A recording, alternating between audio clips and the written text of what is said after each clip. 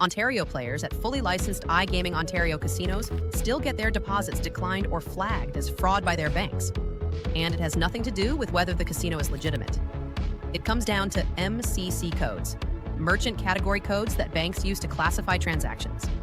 Understanding them explains both why your bank flagged the deposit and how to clear it up through legitimate channels.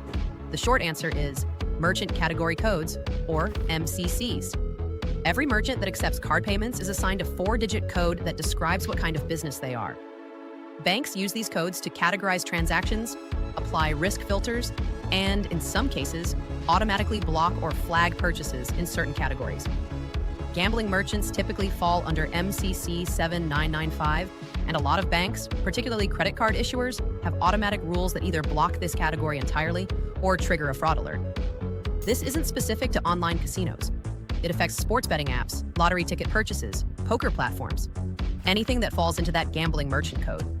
Your bank's system sees the transaction, matches it to MCC 7995, and applies whatever policy is set for that category. The frustrating part is that this can happen even at a fully licensed, regulated Ontario casino. The casino is doing everything right. Your bank's automated system just doesn't distinguish between a licensed operator under iGaming Ontario and an unregulated offshore site. The MCC flag is the same, so what can you do? The most straightforward option is Interac eTransfer, which routes the payment through your bank account directly rather than through a credit or debit card network.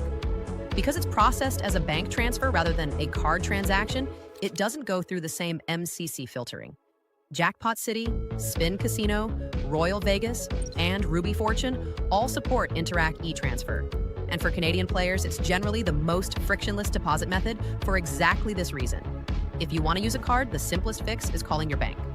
Let them know you're making a purchase at a licensed gambling operator and ask them to whitelist the transaction or adjust your account settings for that merchant category.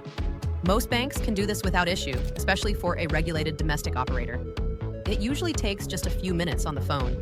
Some players also use prepaid cards or digital wallets like Apple Pay or Google Pay, which can sometimes bypass the same filters, though this varies by bank and by card issuer. The key takeaway: a declined casino deposit is almost always a bank-side filtering issue, not a problem with the casino. A quick call or a switch to Interac usually resolves it. Thanks for watching, and remember, you need to be 19 to play. Gamble responsibly.